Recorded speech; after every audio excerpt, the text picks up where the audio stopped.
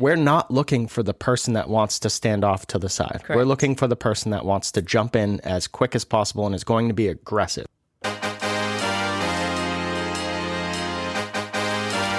What's up, everyone?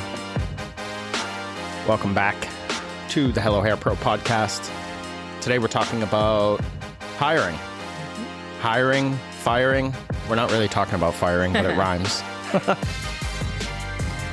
Feeling good, had a bunch of coffee. Happy Monday. It's not Monday, but it will be Monday when this releases.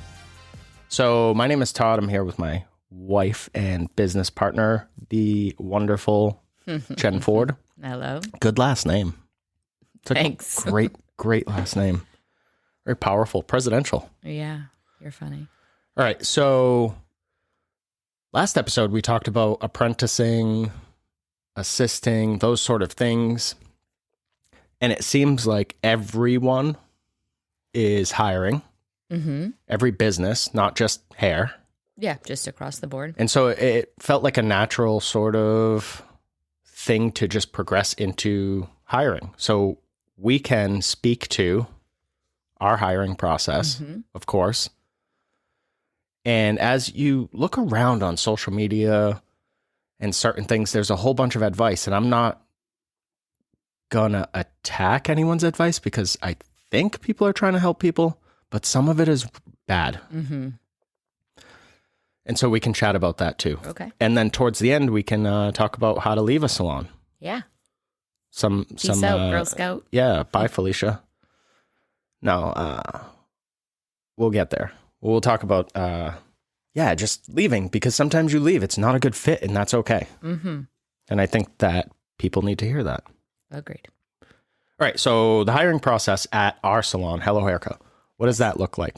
I'll run through the steps, and Jen, you can touch on these as we go through. So generally speaking, and I'll come back to why I'm saying generally in a second, it is a 4-step process with a bunch of little mini steps in between. Generally, we start off with a chat. We need to talk to the person. We need to understand what the person's looking for, goals, expectations, all that stuff. What do you want? Mm-hmm. And normally that ends up being several emails, maybe some phone calls. Maybe we do a video interview and then bring the person in to chat in person if it gets there. Correct. From there, we will, if we like the person, we'll have a conversation and invite them to come in to shadow. Mm-hmm. Shadowing is just hanging out at the salon. Mm-hmm. Catch the vibe. Do you like it? Do you not? Do you like the team? Are you engaging? There's certain things we're looking for. We're not looking for somebody to just stand off on the side. Correct. We're looking for don't just go sit in the corner and play on your phone. That's not shadowing. That would mean you're not hired. Right. We say, I will say this. I always speak to this in interviews where you can tell Number 3. I'm just kidding. Going in a good direction. I will always say this is a working relationship. And I'm very... What do you mean by that if somebody doesn't know? So we're looking for somebody, not just because we say, hey, we think you're a good fit for the team. Would you like to join us? And I find often that people are like, oh my God, they picked me, so I'm picking them back. But it may not be a pick for you. The things that we offer may not work for you. So if we're like, hey, I think this is a good fit, but you're like, I don't know, just these things aren't working, it's not a good fit. Don't pick back. You don't have to, just because you got picked doesn't mean you have to say yes. Like, really think about it. And that's because we work hard to hire people that are mindful and think about the things that they want, not just what the salon is throwing up at them, right? Because every salon you go to could be like, oh my God, that's amazing. But you should have some things that you're looking for. And if they don't check your boxes, be honest with that salon. And I speak with that just for our salon. Right. Gotcha. Okay. So we'll get there. We'll get to that a little more in detail in a second. So number 3 is you get an invitation to the team. Mm-hmm. So if we meet you, we chat with you several times, it seems like a good fit, we bring you in.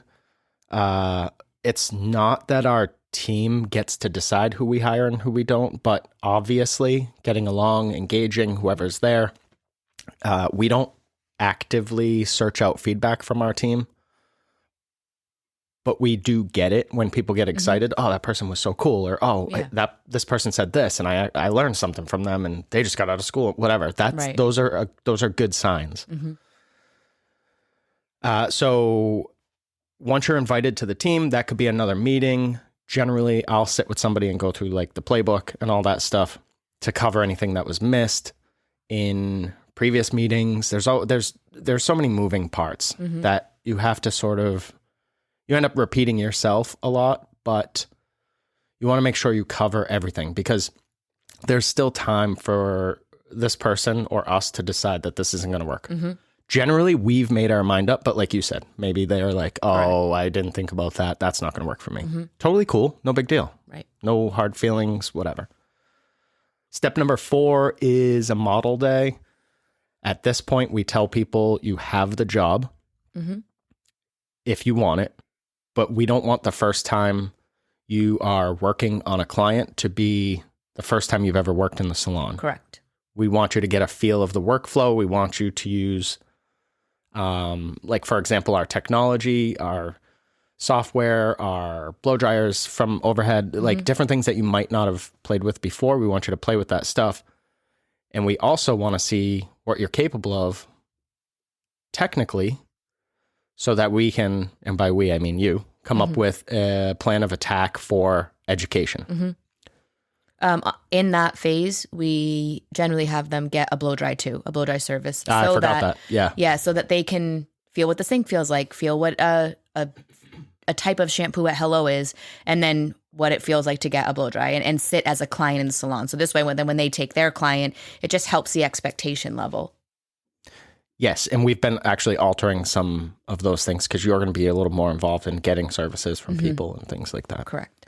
Now, real quick, these steps can be altered. We reserve the right because we own the business to change things. And sometimes people need to move quick. Correct. Sometimes people are in need of a job. Sometimes you talk to people and there's someone at a salon that's closing, for example, and you're like, okay, let's speed this up because you seem like a great person and I want to get to know you. And we can do that over the first few months, but we also want to help people. So if it seems like a good fit, we might move a little quicker. And the reason I bring that up is because I saw somewhere on the gram, I think, that's mostly where I sort of fish around for information, but I saw somebody that was like, if a salon is willing to hire you quickly, it's a red flag. You should run from that salon. Well, not always. I disagree with that. Right. And nothing's black and white like that, for sure. Yeah. So I'm not saying there aren't desperate salons out there. There are. It's dumb to think that no one is desperate, that nobody would take anybody that would walk through the door.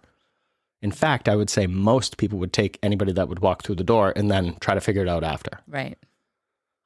So I don't think that's a red flag. I also think you have your hair pros out there that maybe they don't care. And if that salon just wants to hire them, and maybe they're not for the salons like ours that have a process, that they're just like, I just want to be hired. Well, then just be like, who cares? Like that might be what they're looking for. They just want to get out there and do it and see if they even want to really take it on as a career. Well, then that salon could be for you. It could be your first stepping stone. Yeah, for sure. Another thing is too, like the longer you're in the industry, I've been in the industry for like 3 years. So I already have friends in the industry or people that I look up to or whatever, that if for some reason they were like, Todd, I want to work with you, I would just say, done. Yeah, of course. You work for us now. Yeah. So Agreed. The fact that businesses might choose to move quickly, right, those people, it just wouldn't make sense to put them through our process because we already have we already have the relationship. Like I know you have friends in the industry that have done hair as long as you have. Yeah. If some of them don't live here, but if maybe they relocate and they're like, you know what, I would like to work at Hello, done. Correct. It's a done. Yeah. We're not going to go through this long, drawn laborious out process. It wouldn't work for that situation. Right. It doesn't make sense. Yeah. Agreed. So I always stay away from hard black and white rules, which if you've known me for any amount of time is a newer thing for me. It's something that I've been working hard on, and we've made changes to our business, several in the last even say 6 months. Yeah. That before I was like, no, we need to do it this way. But also the reason for that is because you do need to have some rules when you're changing things, because you need to see what works and what doesn't. And if you're like, oh, this person does this and this person can do this, then you don't know what's working and what's not. Right. But that's a different podcast. All right. So some of the things that, excuse me, some of the things that we are looking to do that we want, right? So we don't believe in holding people back. Correct. When we hire somebody, I want them on the floor as quick as possible. I hear kids in the background. So if you hear that, if you're listening and you hear that, that's what's going on. They're not in the closet. The door's just closed. Little tiny voices. I think that holding people back. All right, and we're back. So let me start my thought over. When we bring someone on board, we don't believe in holding people back. I know that businesses do this for several different reasons, and you can maybe touch on this as well. Sure. I think one of them is that it comes from the ability to educate properly. Not everyone is an educator. Not everyone is good at educating. Not everyone can pull it off even if they want to. It's not for everyone. So we happen to have systems in place and people that want to educate, and you who does educate for brands and blah, blah, blah. So we can come up with plans to progress people quickly. Correct. I don't know why a business would want to take on a liability. Right. When they could create an asset. And by holding people back, yes, you're proving that you're in control because you're the owner, but you're also doing your business a disservice. So like weird flex. Yeah. I think a lot of people just go into this industry and they're like, I'm going to open a business, and they don't know what they're doing, and they're like figuring out as they go. And unfortunately, those newbies that are coming out of school are the collateral damage of that, right? Yeah, even if they don't know it, they're not aware. They think this is the way. And I think a lot of people come out of school like, I want to assist. And part of that is I think they're afraid because it's easy to hide behind just doing laundry and watching, which is, you know, you're not really learning. Like I'm not against people watching. I think it's wonderful when it's coupled with hands-on education. That's where the learning happens. If you're just having them watch, most likely you make it look wicked easy. So then when you finally get to hands-on, they're going to be frustrated. So the watching and hands-on has to happen right away so they can understand, like, trust this person. They obviously know what they're doing. It's going to take me a while to get there. But if they watch for a couple months and then you put them hands-on, they're like, why am I not doing what you're doing? They don't understand. It's just a miss. All right. So I personally think that watching is a waste of time. Now, that said, if you did something like a look and learn style where you're teaching in between steps, that's cool to watch. But if you're just like, oh, we watch each other, that's how we do our education, you're working at speed. Right. You've been doing hair for 15, 20, 30 years. You're moving so quickly and fluidly. Majority of what you're doing is lost to a new person. They're not going to pick up any of those nuances, how you're holding shears, how you position yourself, your ergonomics, your workflow, why you hold foils this way, whatever. They're not going to pick that stuff up. Which is why you would need the hands-on, like right off the gate. Right. But what I'm saying is that I've heard some salons are like, that's their education program. Is a new person comes in and they stand off to the side and watch. How are they learning? Right. Which is why then they get frustrated and most often don't succeed. Now, if you're just like, you've got some downtime, yeah, go watch somebody. Sure. But if that's all you're doing, you're setting yourself up for a real tough time. Because your brain is going to think, I should be able to do that.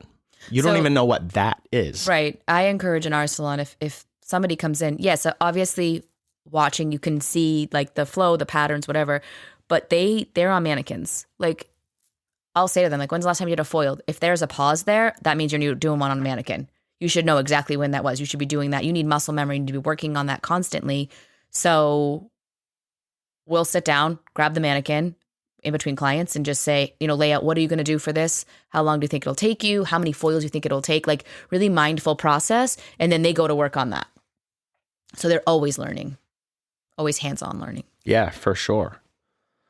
So while we want people on the floor as fast as possible, I want to make sure that I know that this is all while remaining responsible. So like if somebody isn't comfortable with something or they need a little more time practicing something, like you said, they haven't done a foil, like we're not throwing you out there. No, you have to prove or show that you can do the services, do them well consulting and all of that. And then it's a good to go and still working on it in between. What are you, Luigi? Luigi. It's a good to go. Is that how I said that? Yeah. Yeah, I'm Luigi. So, yes. My point is that we're going to get you to where you need to be as quickly as possible. And you've got to be willing to put that work in because we push people, challenge people. We're going to push you hard from the jump. You get homework right away. We're not looking for the person that wants to stand off to the side. Correct. We're looking for the person that wants to jump in as quick as possible and is going to be aggressive. Yeah. And that's why some people don't last at our salon. We've had people come in that we thought would be great, but it was too much. It's overwhelming. And that's fine too. Maybe it's something for the future we can revisit. Correct. All right. I want to go through, for anybody that's listening that's interested in working with us, how can someone get hired at Hello? I want to go through exactly. I'm going to give you the formula. Okay. And if you follow this, you're probably going to get a job. Yeah. All right. Right? So here we go. Go to our website, click on employment. Yeah. So number one is you've got to stand out. Yeah.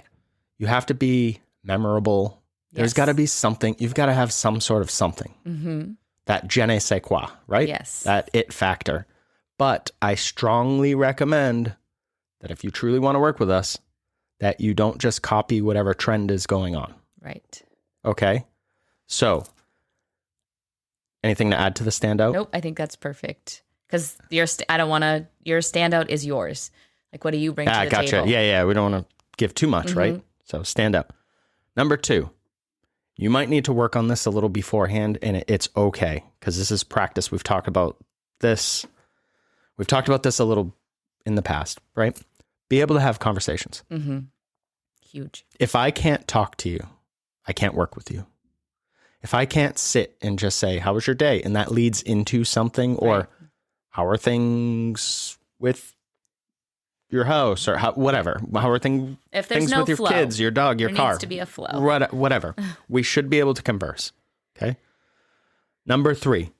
This is a big one, people. So if you're listening and you're like, I'm writing this stuff down, I'm getting a job at Hello. Star. Number three. There might be more stuff than this too. This was just my quick list 6. I like it. Be able to do some basic math.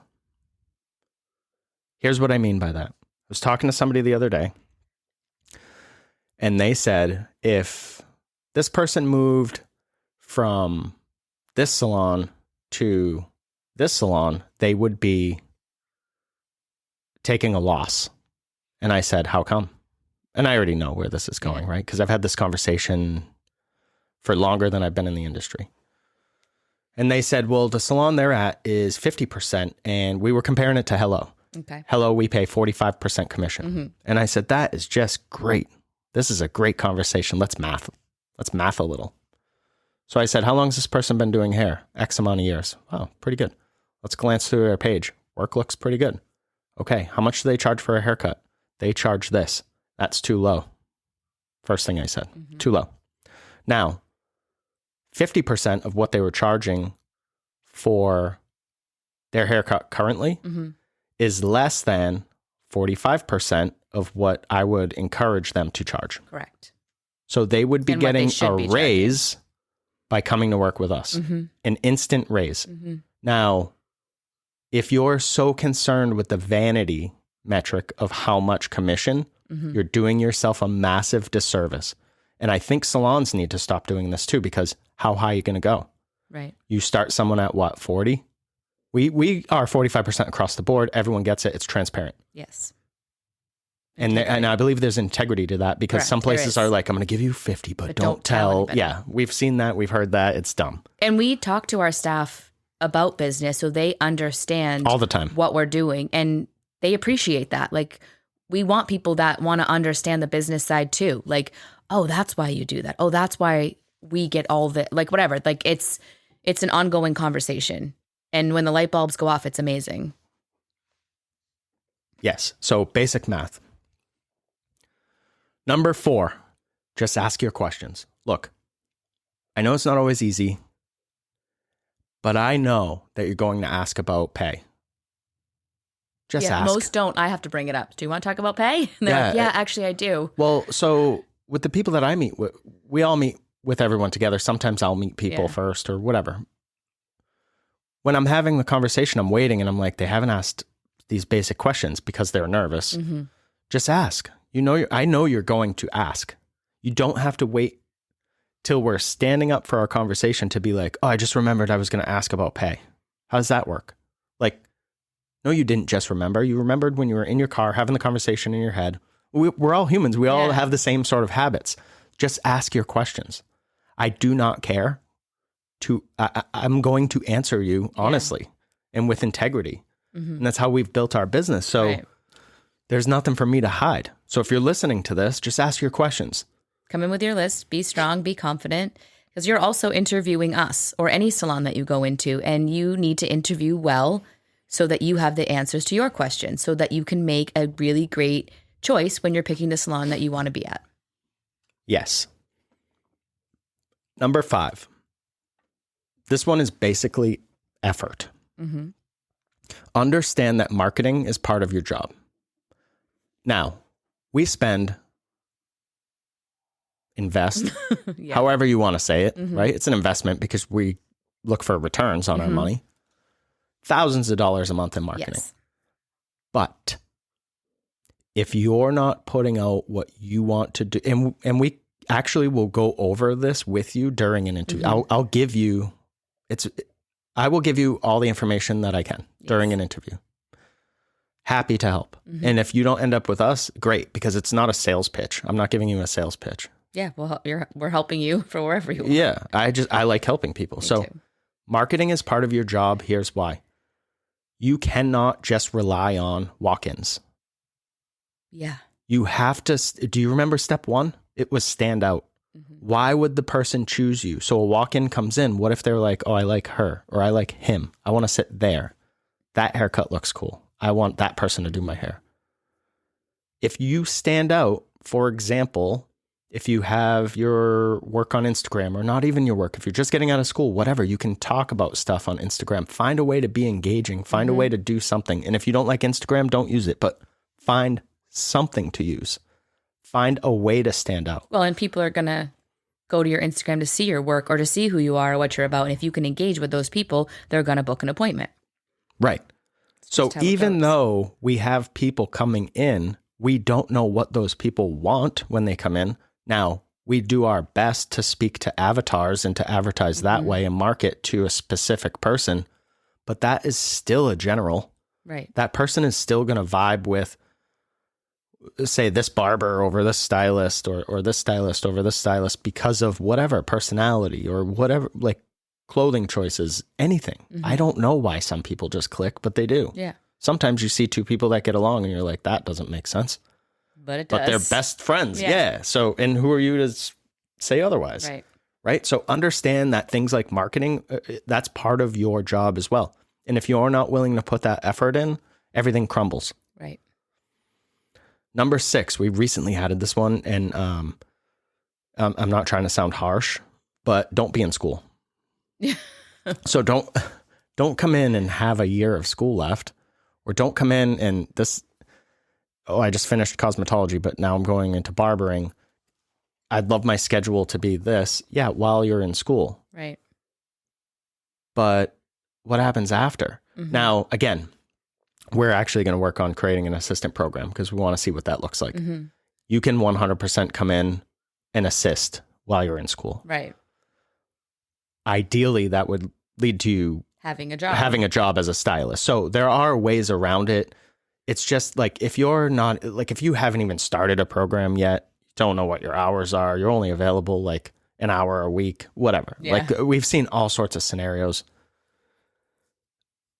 People get burnt out. Yeah. You should be ready to commit, really is what it comes down to. Well, yeah, we're looking to commit because we're committing to you. And I'm going to do everything that I can to get people into your chair. Right. I'm going to do everything that I can to make sure that you're comfortable, make sure that you're learning, make sure that you're getting what you want out of this thing, out of this relationship. So those are 6 little fun things that you can do if you want to get hired. So 1, stand out. 2, be able to have conversations. 3, some basic math skills. 4, just ask your questions. 5, understand that marketing and other things are part of your job. Yep. So effort. And 6, kind of funny, kind of not, but be ready. Be ready to go. Yeah. Don't be in school or whatever. Again, if you are in school, like finishing up, that's different. yeah, if you're finishing up or you're like, I'd like to assist and get a feel for the salon, well, we can have that conversation. Things to avoid. This is kind of fun. Did you have anything else on getting hired? No, I didn't even tell you about that list. I just created it. Things to avoid. Do you have any? I always go first, so I'm just trying to... go ahead. All right, so 1 is name dropping. I will be honest with you, I do not care. I do not care who you worked with. Sometimes I'm like, I don't even know what this person's talking about. No, we've interviewed people where it was like, I was at this salon when this, celebrity stylist was there. And I've been around celebrity stylists too. I do not care. Just tell me about you. Yeah, I don't know. We just want your story. I just actually was talking to someone about that the other day. It's funny. Number 2, being a know-it-all. Stop talking. Yeah. Grab your keys, turn around. Don't pass go. Don't collect $200. You don't know everything. It's weird. You never will. But yeah, that personality trait is rough. Oh, it's awful. Yeah, no one actually likes that, to be honest. I can't get down with know-it-alls. Gotta go. Or the other thing that people do is come in and they have no flaws. They are just perfect at everything. Which is not a thing. They're like balayage, foil, cut, clippers, men, women, kids, bridal showers, makeup. I do lashes. I'm getting extension certificate. Stop. Stop. Especially if you're new into the industry. There's no way you can be good at You all haven't of those even things. had time to give an honest effort to any one of those things, let alone all of them. You're not impressing me. Totally. Stop. No, I'm impressed with the person that comes in and is real. Like, I enjoy doing this. I need work on this. Most of the stuff I already know, but I want to hear what you think of yourself. Right. Based on like what we're seeing out of schools and things like that. Yeah, there are definitely commonalities. Even if you're coming out of a salon, you're like, I've assisted for a year. Like, tell me what that looks like, because I pretty much already know what I'm getting. Number 3, talking over others. This is just a pet peeve. If you start talking over me, you start talking over Jen, someone else is talking, you're talking over them. It just shows me that you're not there to listen. You're not there to gain any insight. You're there to either pitch yourself or you're not sure why you're there. And that's happened. We've had people come in and they are not even sure why they're there. I've had people that I've said like, okay, I just want to be clear. What are we doing? Like, what is the desired outcome of this conversation? Are you looking for a job? And they're like, I'm not sure. Okay. Okay. And that's happened several times. Yeah. All right, let's just do a little therapy. And we've spent like an hour with people just doing little therapy sessions. All right, let's do it. All right. So that one's kind of just a pet peeve and being funny, talking over others. Number 4 on my list of things to avoid is talking smack about really anybody, but your previous employer. Don't come in and trash the last salon because Agreed. Going back to 1, the name dropping, I feel the same way. I do not care. So you work somewhere and it wasn't a good fit and now you're looking for a new job. Great. It wasn't a good fit. I don't even need to know why. Correct. I don't want to know why. It's none of my business. And that shows the professional side of the person. Yeah, right. I just don't think there's, we're going to get into some more stuff later, but I just don't think there's a need to, like, do you think by telling me someone else was bad that means you're good? That's not how it works. Like, I don't know. No, and if you're going to bash where you're coming from, then who's to say you're not, well, you're going to do the same with wherever you are. And let's talk about that. In any relationship, there's two people are the problem. Like, so it goes both ways. Right. Let's just talk about what we do and what you can do here. Mm-hmm. That's what I focus on. Do you have any other things to avoid? That was just my 4, like, ones that I came up with off the top of my head. No, I think those are great, actually. The last one would be the one I would speak to for sure, but I think is important that you come in. Speak to what? What do you mean? The last one would be the one that's important to me. Oh, talking smack? Yeah. The number 4. Okay. That's all. Okay, cool. I think another thing to avoid, and this could be, you could view it either way, but don't come in all disheveled, freaking out, doing spins. We've had people come in and I'm like, are these people on crack? Coke? Whatever stimulant? What's a drug that would like fire you up? Meth? I don't even know. I don't have a clue. So maybe skip having the extra coffee. If you come in and you're like shaking and like, we've seen this and I'm like, why is this person here? They don't know. Figure it out. Figure your shit out.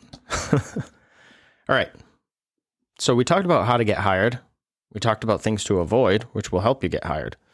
Now, how do you keep your job once you're hired? Well, this is an outline, if people haven't noticed by now, of how to get hired at Hello Hair. So once you're hired, here's some things you can do to keep your position. Number 1 is going to be show up ready. Yep. Show up ready for whatever that day looks like. If you're on the floor, you're working, you should show up and look the part, look presentable at least, be put together, have clean hair, if you're, doing makeup, obviously I don't do makeup, but, do your makeup, like show up ready to go. Yes. If you are coming in for education, you don't necessarily have to be dressed up, but I don't want you on the floor in your pajamas. Yeah, and slippers. Like, so still be presentable. You're still coming in to work. Yes, and generally we're still taking clients, so you need to look presentable. Show up ready could be your mindset. Mm-hmm. If you're coming in for education and you know that we push you hard and you're not ready for it, just let someone know, let Jen know. So if you're going into a haircut and you're like, hey, I super stressed about something, my cat is sick, whatever it is, right? Mm-hmm. I'm just off my game. If you say that, then we'll know. Right. If you don't, we're like, this person is off. Why are they off? Right. They're not. And we might ask, but again, you have to show up ready. Yeah. The next thing I had here on my little list of how to keep your job is to prioritize cleanliness. I don't think there's much that irritates me more than messy people. Messy people making messes for no reason sometimes. Just like, what was that cartoon? The Tasmanian Devil. We're just spinning through, spilling drinks all over the place, knocking over color bowls, dropping combs, kicking them around. Like, look, it doesn't have to be perfect, but if you're not prioritizing cleanliness, and we have this conversation when we do our initial tour, we bring people, generally the second or third place that we're showing them is where we do our cleaning. Mm-hmm. Yeah, you need to work neat and clean and organized. And if you're not good at that, it's not a big deal because we can teach you. Yeah. If you're going to commit to it. I've had people be like, can you just show me kind of the worknumber? Because I don't really have one, because they're newer. Of course. And that's our whole job. We'll work through that with you. Next thing, I didn't number these ones, so I don't know. Put others first. So this could be you're doing a client. That person should come first. This is a service industry. We want to take care of the clients. Mm-hmm. I'm not saying to, put everyone in front of yourself and be a doormat. If you think that's what I'm saying at all, go back and listen to the last episode where we talk about not being that. Mm-hmm. Don't get taken advantage of. But in the service industry, in the service world, if you're at service to others, you can get everything you want. Right. And the customer experience is really important. Mm-hmm. Help out. So team player. I make mental notes all the time. So if the staff is listening, yes, I see you. If there's hair all over the place and you have downtime, grab a broom real quick and just sweep it up. Like help out, little stuff like that. Someone drops something, pick it up for them. Right. Real quick, so they don't have to stop what they're doing, or they don't have to like now go wash their hands or whatever because they were on the floor. Like help out. If somebody walks in the front door, like the way we have our salon structured, everyone greets their own clients. If somebody's in the bathroom or somebody is finishing up their lunch or whatever, and you see someone walk in, greet them. Right. Ask them if they've been there before. Give them the tour. Do the spiel. Put them in the seat. Ask if they want a beverage. Ask if you can take their coat. Just help out. Right. And if you don't have time, that's okay. This doesn't have to happen every single time. Next one, be accountable. I think that is what it is. Just be accountable. If something goes wrong, totally cool. Mistakes happen. Yep. No one is here to be perfect or pretend to be perfect. It's just not the world we live in. Not a world I would want to live in. But there are some things that are your responsibility, and you need to uphold those. And I guess that thought came from, because the word complacency keeps dropping in my head. Once you have a job, doesn't mean that you have it forever. So if you just become complacent and then want to sit around or just hang in the back room and do nothing most of the time, things like that are a quick way to, not necessarily like end. We don't like fire people like that. No. But we're going to have a conversation like, hey, there's other things you could do that would progress you to whatever your goals are that we've talked about in our, coaching sessions or whatever with our staff. And then, so the last thing that I had here was to commit. So we're committed to you. We talked about this earlier, and I expect the same. We expect the same. Our staff expects that you're committed. So you're going to want to avoid that 1 foot in, 1 foot out thing. Right. It's weird. We know. Bye, Felicia. Yeah. It's not a big deal. If you don't want to work with us and you're working with us, I probably don't want to see you go. Sometimes I do. But generally, like, I'll move that person on quicker. Yeah. But like, there are so many people in this industry that just can't keep their mouths closed. So like, you hear everything. People are going, and sometimes our staff tells us, like, we've had people that are like, hey, I interviewed at another salon. I'm not going. I'm staying here. That was crazy. I don't know what I was doing. Whatever. Like, it's kind of funny. And then there are people that are like constantly needing things, constantly wanting things to change, but they're also interviewing at 3 other salons every other day. Right. So it's like, you don't want to work on any of this stuff. You're wasting our time. And I know, because like the staff there texts Jen to say like, this person from your salon was here. Great. Hire them. If they want to go there, fine. Just go. Yeah. But don't be the in and out person. Yeah, again, you have to commit. Yeah, I was just going to say that. Again, it just comes down to the commitment. Because if you're half in and half out and you're like, if you just look at your life, like, why isn't this going the way I want? Well, you haven't committed to anything, whether it's in or out, wherever salon you're at. Like, you've got to like pick a path or pick a lane and wind down it so that you're like working with the team that you're with. Like, it's just really important. We talk about giving my voice was high there. We talk about giving an honest effort often. And I don't know if everyone knows what that feels like or seems like. I'm not talking about spending 5 years at a place you're not happy. No, but when you are there, really putting in the effort to grow yourself and do whatever it is that it needs to be done at that salon. And it does come back to you. It's your responsibility. So if you're listening and you're like, I just joined this place and I'm 2 months in and it's not what I thought, that could have something to do with the owner, but also like, how much homework did you do? Did you really put time into learning who these people were, what the business structure was like, what the mission was? Did you ask about their core values? Are they doing weird shit that you're like, I'm not into this? Right. I know you were at salons where they're like, you have to go drinking more. Yeah. That was my not part of the culture I want to be part of. So you left. Yeah. But I do think it's a little more on you, because let's be honest, salons need people, shops need people. So they're going to take you. Right. And honestly, the honest effort could be, if you are at a salon for a few months and it's not working out, go to the owner and lay out kind of what you're looking for and see what happens. Like, that would be an honest effort. Like, see if there's like a relationship that can work where you're both happy.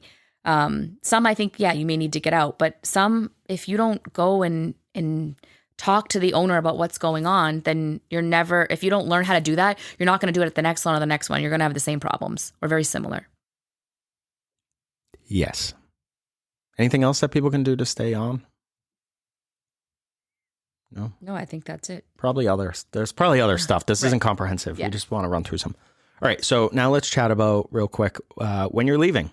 Yes. So this is us. This is other shops. When you're leaving a shop, salon, whatever you want to call it, I don't care about the reason. If you're not happy, no one can tell you like that you should be. Right. This is your life, yours to do. Yeah. Whether it's your fault or not is irrelevant. I've seen all sorts of stuff, but one of the things the first thing I have here is don't burn the bridge. So when you leave a salon and want to come work at Hello, the reason that I don't want you to talk smack about where you came from is because you never know. Mm-hmm. And I love to give people the benefit of the doubt until they prove me wrong. Mm-hmm. So I don't believe that everyone is operating from a malicious standpoint. I don't think that people are out there purposely treating people bad or poorly. Are there some? Yes. I can name some right now. But I think the majority of owners out there aren't aware of the things they should be doing, haven't structured their business correctly, don't really know what the fuck is going on. And are trying their best. Mm-hmm. I agree. They want to help you. They want you to succeed. They just don't know how. Correct. So you burning the bridge doesn't make sense. It doesn't make you look cool. You just sound like literally everyone else. And go back to number one on getting hired. Stand out. Be different. Right. Don't do that. Right. Please don't do that. When you're leaving Hello, we've had people that leave and talk a whole bunch of smack. Totally fine. Don't reach out to me for help, though. And it's incredible how many people reach out for help. They won't tell you they reached out for help. Yeah. So you talked smack, but now you need me to help you with something. And here's the thing. I think people GTFO. Don't talk over people. I just do. I would never be hired at my own salon. I would let you go right now. I'd be fired. This is one that's near and dear to me because obviously I've owned salons for a long time, so I've seen lots of staff come and go, and some I have kept in touch with, and some I have not. And I'll tell you the difference right now. The ones that I keep in touch with, if they did talk shit, I never heard about it. And the ones I don't, it's because you talked a ton of shit and it got back to me. And then I see the posts or these things are like, why aren't they supporting me? They said they would support me. Go back to look at yourself in the mirror. I heard all the shit you said, and that's why we do not have a working relationship. And I have people from Hello I still talk to, my last salon I still talk to. Some I bring back in to help us with services when we need it. Like it is a thing. There are working relationships that happen after someone leaves a salon, but it's up to you on how you steer that course. It's one of the things that is interesting in this profession. So before I even say that, we do have relationships with some people. Some people move on because they just choose to move on. Totally fine. They're not bad people. Even if you choose to move on because you don't like me, that doesn't make you a bad person. No, you have to do what's right for you. Yeah, not everyone's going to like me. I can be very abrasive. I can be very just upfront because that's how I want it from you. I want you to just tell me. So by not burning the bridge, by not talking all the smack, or maybe you do and you're just better at it than other people, when we have things like weddings come up and we can't handle the volume, or, you know, someone's on vacation that day or whatever, and we need help, we are happy to bring you on, to contract you to work with us. Right. Because we don't have any problems. We worked with you before you left. Right. It's fine. I even would keep a relationship with people that we've let go. That might be like, you know, it's not a good fit right now. Right. Or you don't have the time to give someone the attention that they need because you have like 3 other people or whatever the scenario might be. So we have to let somebody go because it's what's best for the business. And honestly, it's what's best for that person at that time too. it doesn't mean in a year or two, there couldn't be. You can't knock on my door and be like, hey, depending on how you leave, could I give this another shot? Yeah. If you went and ran your mouth, no, but don't do that. And what I was going to say, it's interesting because this industry talks a lot about being professionals and professionalizing the industry and blah, blah, blah. And it's those people that are then turning around and talking trash, which is like not professional. Right. If you think that any amount of talking trash about somebody is professional, you're confused. Yeah. And because you leave a salon or get let go, nobody has to be the villain. It can be you're just not a good fit for the team, or that salon didn't fit my next move. Like it can be a wonderful thing. And hopefully some growth comes out of it either way. It does not have to be negative. Agreed.